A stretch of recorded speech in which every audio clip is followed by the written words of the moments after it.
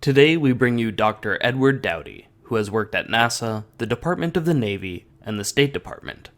Dr. Dowdye traveled to Columbus from Washington, D.C. to join us at Sky Scholar and teach us about general relativity. Hello, welcome, Sky Scholars. I am your guest host, Edward Dowdye. Today we shall discuss Eddington's solar eclipse observation of May 29, 1919, what he reported in his paper, and the truth of his observation. Einstein has stated, if one of his three central proofs were determined to be wrong, his entire theory would collapse, as you can learn in this article. In fact, all three of the observational proofs which Einstein had advanced can be shown to be invalid. Eddington was concerned with gravitational lensing, the belief that rays of light bend near the sources of gravitation. The greater the gravity, the greater the bending. The further from the source of gravity, the less the bending.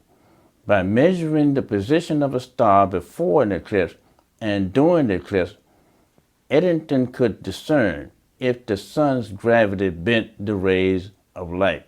But in fact, unlike what was expected, light only bent at the limb but did not bend above the plasma limb. Modern technology in astronomy can measure the relative position of the stars, allowing introduction of a new term, the solar plasma focal length, shown in this figure. Emissions from extragalactic radio pulsar sources, which are primarily microwaves, deflect around the solar limb at the angle of precisely 1.75 arcseconds. Considering the value of the solar radius, microwaves deflected by the sun should come to a focal point at the distance of 560 astronomical units. An astronomical unit is the distance from the sun to the earth, or 8.3 light minutes. Another star of the same radius and mass of the sun should have the same focal length. Let us say that electromagnetic waves are deflected by an arbitrary star of mass m and radius r. The arbitrary star will have a plasma focal length given by this equation. This is simply the application of a ratio comparison between the radii and the masses of the sun and of the arbitrary star. For instance, a star twice the mass of the sun will have the same radius of the sun, will have a plasma focal length of 280 astronomical units. Since this hypothetical star has twice the mass but the same radius, it has more density. Therefore, denser stars will have shorter focal length, while less dense stars will have longer focal lengths. These observations are true only at the plasma limb. Light bending has not been observed further from the sun, even though gravity should still be bending the rays of light according to general relativity, albeit less strongly.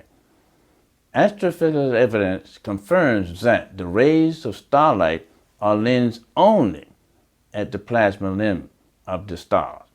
If we were to imagine two stars and the Earth in collinear geometry, the effect of gravitational lensing would bend the light from the distal star, creating the focal point some distance in front. If the Earth were precisely at the focal point, we would observe the light directed from the proximal star, and it would be on the focal point, making the distal star impossible to observe. However, if the Earth were close to the focal point without being on top of it, we will observe a ring of light around the proximal star, which we are observing directly. In this way, we could infer the existence of a distal star. This hypothetical effect is an Einstein ring. If the light-bending rule of general relativity were valid, suggesting a direct interaction between gravitation and electromagnetism, then it should be difficult to see the stars in the sky, as light would look distorted, blurred, and filled with Einstein rings and arcs caused by gravity. In the central sense Eddington's measurements, we have never once observed a true Einstein ring. Why is that? First, we have covered that the plasma focal length of the Sun is 560 astronomical units, or 3.23 light days. The closest star is Alpha Centauri C, a full 4.22 light years away. Therefore, the plasma focal lengths of the stars are too short for us to observe from Earth. According to Einstein, only light bent from much further than the star's radius would have focal lengths long enough to be observed as Einstein rings. However, the fact that we don't see true Einstein rings in astronomy implies that it is not the gravity of the star that causes the light bending, but the plasma atmosphere directly above the star's surface. We can easily make this argument with a minimum energy path or a least time path calculation. Such calculations demonstrate that microwaves are deflected only at the angle of 1.75 arcseconds relative to the solar plasma limb. They are not deflected above the plasma limb in empty space. If all deflections of microwaves actually occur only at the plasma limb and not significantly above it, this would clearly be a direct violation of the solar light bending theory of general relativity, as you can see in this figure. Moreover, the theoretical calculations result in a derivation of the very same light bending equation that was obtained by assumptions of general relativity. But this time, they have nothing at all to do with general relativity.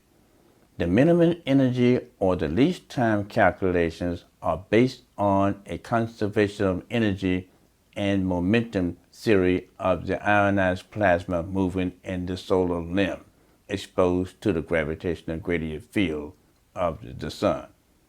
The gravitational gradient field acts on the solar plasma limb, and the solar plasma limb acts on the electromagnetic waves as shown in this equation for the angle of deflection alpha in radians, where m is the mass of the Sun, c is the speed of light, and g is the universal gravitational constant, and eta is the radius of Gaussian sphere that encloses the mass.